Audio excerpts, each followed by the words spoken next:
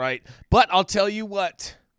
South Los Angeles Cannabis Dispensary security guard killed, and the suspects at large in a Hyde Park shooting. That's right. Gunfire rang out in South Los Angeles, killing a 27-year-old security guard at a marijuana dispensary. The incident occurred on Crenshaw Boulevard in Hyde Park and has left the community reeling. The suspected gunman, described as a 25-year-old Hispanic male, was reportedly accompanied by 2 other Hispanic men and remains at large. The details surrounding the shooting are still under investigation by the Los Angeles Police Department, as per KTLA, and local law enforcement to quickly respond to the reports of the shooting, which took place at around 6:20 p.m. Upon arrival, they discovered a man in his 20s, the security guard, dead from multiple gunshot wounds, and scattered pieces of broken glass around the entryway of the dispensary, according to CBS News. The name of the victim has not been released yet, while the suspect and his companions managed to flee the scene, as noticed by NBC Los Angeles. Well, this is a tragic story, and this violence needs to stop in our streets of Los Angeles and across the country. But I want to hear what you guys have to say, because this sounds like another story, but I want to hear what you guys have to think. And this is Jason Beck for the High at 9 News. Jason, I'm glad you brought up this story. This is actually a couple of blocks away from the crib out in South Central. It's very, very sad.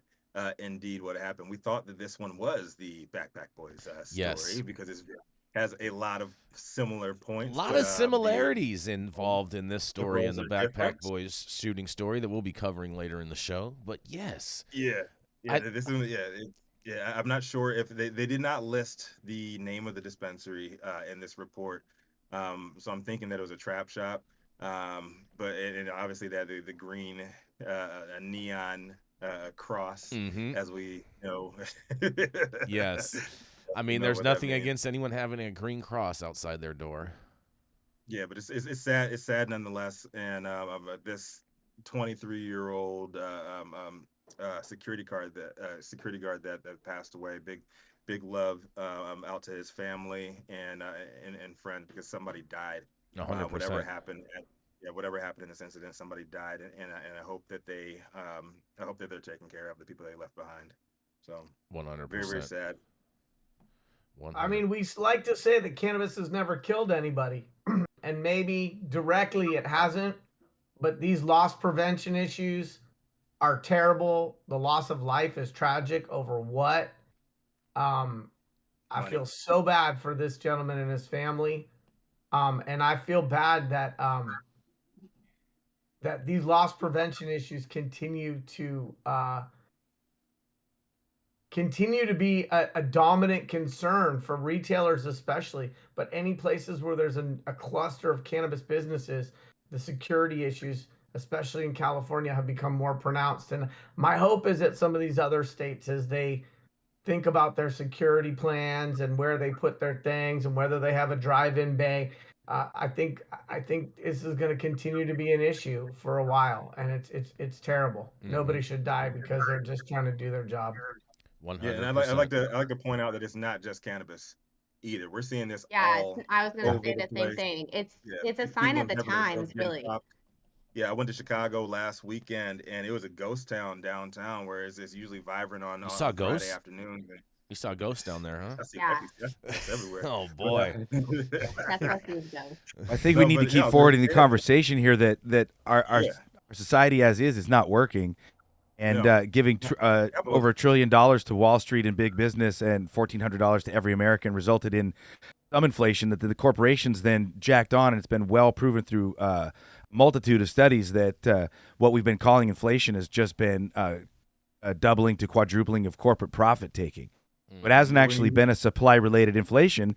It's been these large for-profit corporations returning more profits to their shareholders by costing us all more money. And I think, I know I say this all the time, but we all, as human beings first and then Americans, need to begin looking around and just asking ourselves the simple question. Let's have a Socratic dialogue.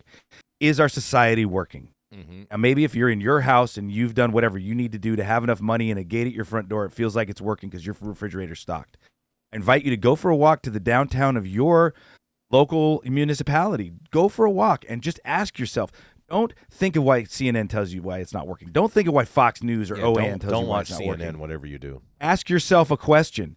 Is this functioning? Is this functional? And if the answer is no, let's start having some more nuanced, in-depth conversations about why it may not be functioning and how to address it, because I would answer that question that I continue to ask myself with no.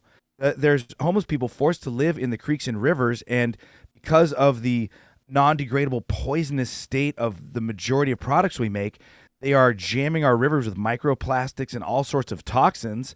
They're causing fires that are burning down other people's neighborhoods. I mean, there was just a big fire that burnt down a section of the 10 freeway that was started by some homeless person. The 10 freeway is out of commission for a while. So what we can say is our current system is not working. So do we continue to just avert our eyes and put on blinders and pretend like it's working because we are talented or well-connected or whatever enough to be able to navigate it? Or do we begin to have these, make the statement, man, it's not working, and start having discussions about maybe how we could get it to work? That would be my question to you and my challenge to all of my panelists. I think we should be going out there, engaging directly with the community, and shut the idiot box. I accept the challenge, and all of these jurisdictions that are supporting homelessness and just allowing for crazy transients to run the street are just enabling all of this to happen. And so they need to do something about this ASAP. Not today, but yesterday. Yeah, but I agree. think what Matthew is saying is that this is a greater issue that's not about a city here and a city there, but that this massive gap, this wealth imbalance, this decimation of the middle class as if it was as rare as a polar bear on a melting ice cap, and this big, big difference between the haves and the have-nots, which has become even more pronounced, highlights crimes and theft, which is really about people. We could never justify what's happened here, but people are scrambling to survive or get by, and that scrambling, that crabs in the barrel, is because we don't have the same American dream and the same opportunities we used to have, and it's sad. I mean, there's a reason why certain shanty towns in certain areas are full of crime. Shanty people are towns just trying to get over each other to survive. 100%. And on that, we have to go. Yarrow. Yeah, we got to keep this moving.